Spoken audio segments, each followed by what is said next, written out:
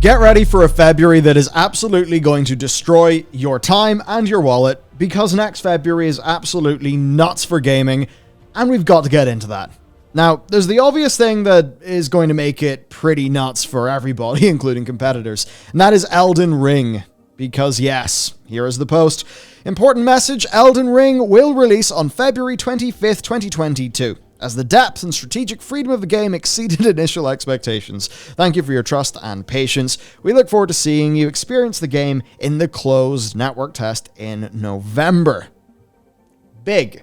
And this isn't just a, we needed to polish more, or the pandemic impacted us. It is basically, whoops, the game's bigger than we thought, it seems. I suppose that's what it's like when you have a bunch of neat systems, great combat, and some form of very big world. So it is just a wording difference, but we do think it is interesting. It's one, though, that has spawned a few worries because sometimes, there can be funny business going on in the Souls games. Some people, that's not ideal. Some people, that's very cool, and the essence of them. So it should be interesting regardless. So there you go. The game is big. It's only a 1 month delay, so it's probably just a bit more polish and QC being needed, and them not wanting to have to sacrifice polish and QC time in order to do what they've got to do now. Now, another thing is that about 27 seconds of footage actually leaked. So the joke going around is that this delay is punishment for the leak. Obviously not. And once again, the Elden Ring subreddit, I mean, they have been through so much. So many journeys going on there. If the game gets delayed, I'm going to smash my dick with a motorcycle. And he is a man of his word. So, good luck. Must have big arms to lift a motorcycle for the dick smashing. Of course, we've got some nice cyberpunk meme format. Many things. So, there is, though, a little bit of hope. You will get to play some Elden Ring, perhaps, in November, because there's network test, because they also announced the network test. So, as to be expected from our a bit mad in how they run things, there's going to be 5 sessions that are 3 hours long, spread across different times on 4 different days, and it's only for the consoles. So, there's the session times.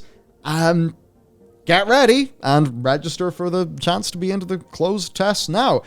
I expect a lot of footage will come out there, and people will get it. So, before we move into the impact of this on February and the absolute madness of February, what do you think with Elden Ring? Still excited? Still worried? What's up? It's kind of the same as with most Souls games, where I'm really excited for the game, obviously, as a lot of people are, even despite, going from Souls to Souls 2 to Souls 3 resulted in a little bit of Souls-like burnout, especially when you've got Neo and you've got Mortal Shell and all these other games coming out that are, ape on the formula. But the idea of it being, we've just went full open world. We've just let our ambitions run buck wild because we've made the money from all these games, and the fact it's not like they're trying anything drastically new. Anyone looks at all of their communication, how the game looks, even the fact it's prepare yourselves, Tarnished. So we went from Chosen Undead, etc., now we're, Ashen One, Tarnished. Okay, so you're not really trying anything new outside of, we've divorced ourselves from the actual Souls universe, and Hidetaka Miyazaki's just went, I've got all the money in the world, I'll do whatever I want. So it'll be fun no matter what.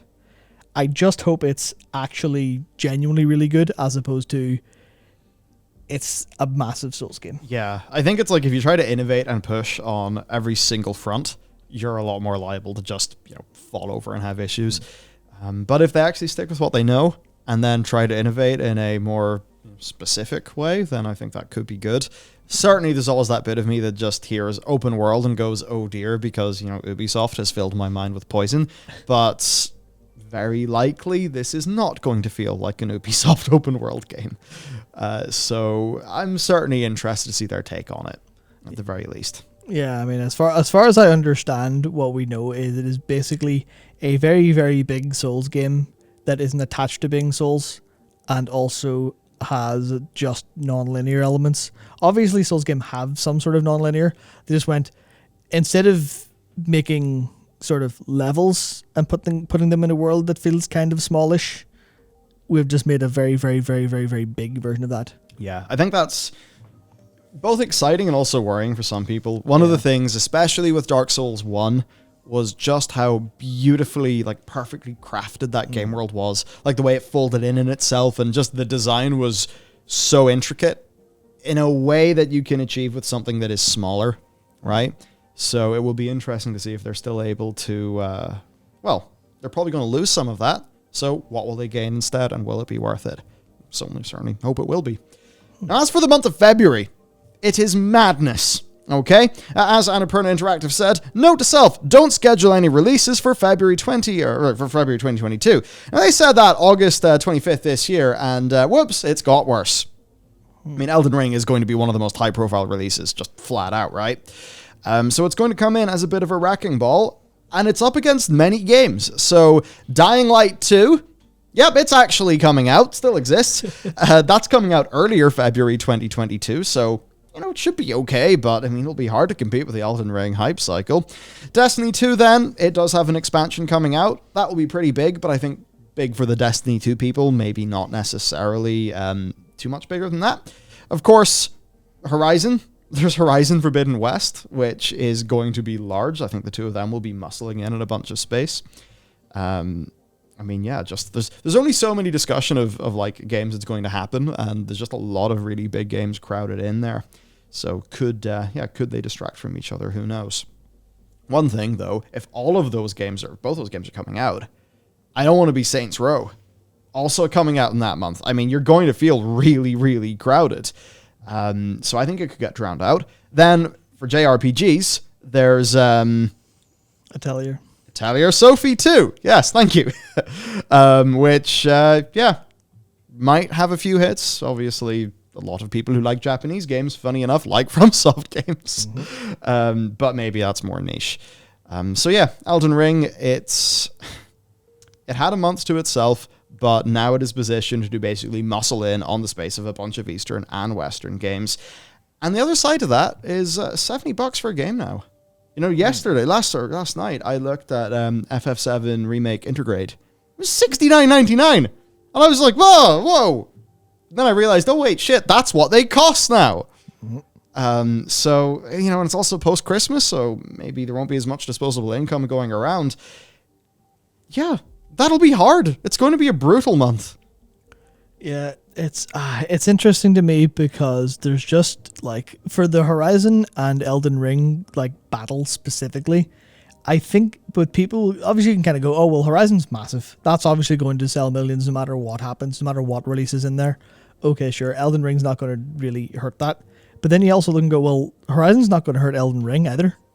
You would imagine so anyway. But then you think about, you know, what does the internet look like for people who are interested in games that week of the 18th to the 25th, or maybe the week after? Because I know launch day sales are huge, but they're not everything. So you look at, like, you know, all those SEO like driven guides you see crop up on PC Gamer, on Games Radar, all of those sites that immediately try to cover anything that's like popular. They now, I mean, technically they could do both, but generally speaking, if they have limited resources, and both of these are going to be massive games, so they have to decide which they're going to focus on, and that's just going to eat up so much of like every gaming website's homepage. Then you have to think, oh, will people literally, say people who aren't super attached to the news cycle, aren't just, oh, I know Elden Ring's going to come out, I know I'm going to buy it. They're going to go to these sites, and they likely, if I were in their shoes, in the like website shoes, I wouldn't focus on Elden Ring. I'd go for Horizon because that's got the broader player base. So you'd think, is Elden Ring going to literally take a hit from people who won't see marketing for it, because so much of marketing is actually, you know, because Sony have bought all the ad space because they've got more money, or because more of the SEO stuff's there. And I think that was one interesting thing when I was thinking of this, was like, I don't see Elden Ring being hit like hard, but also kind of, it's brave to release that week if you're focusing on marketing. And I know Bandai Namco have been pretty heavy on it recently, so I think they might actually suffer a little bit there, just a little bit. Yeah, I think most people have a clear favorite between those two games. Yeah. So, I think there will be an overlap audience, but I think it's one where it won't be a hard decision for most people. For the most part, anyway. I guess the question then is just, is the industry big enough? I I mean, it probably is. They are two fairly different games. It just, it's interesting when Jim Ryan's talking about wanting his 100 million player games and, all of those things. Yes. Right? So, well, really, we'll just have to wait and see what sales figures are like from these games. Mm-hmm. Yeah, it's like the 100 million players thing sounds interesting to me because obviously you're like, yeah, for sure. That's a reasonable thing because movies do the same and they target everything. But when you're competing for a limited resource, which is people's time and attention, how are you going to make Horizon, look better to Elden Ring players than Elden Ring? Because that'll be what you need to do to get those 100 million players. So how are you physically going to do that? Because, a niche is just going to be a better target, especially when you're asking for, Horizon's probably going to be like 40, 50 hour game for people. Yeah. Which is a lot of time. And then Elden Ring will likely, I suppose using Dark Souls figures isn't quite fair, but, you're looking at like a 200, 300 hour game because of the, the sheer amount of different ways you can play the game, especially if it's going to be a bigger one by design. Then you kind of have this issue of either, are you able to use your strength, your weight as a massive game to bully everyone else out of the space?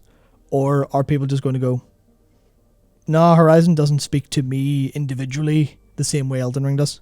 Yeah, I think it'll be that. I think it'll really, really just come down to the individual niche marketing. But that either way, these are both games with a massive long tail. Absolutely. Like Elden Ring is, people will be making, if Dark Souls is anything to go by, people will be making lore videos, they'll be making guides, they'll be doing challenges, they'll be doing speed runs. They'll be doing that for the next many years in a way where they probably won't be doing that for Horizon.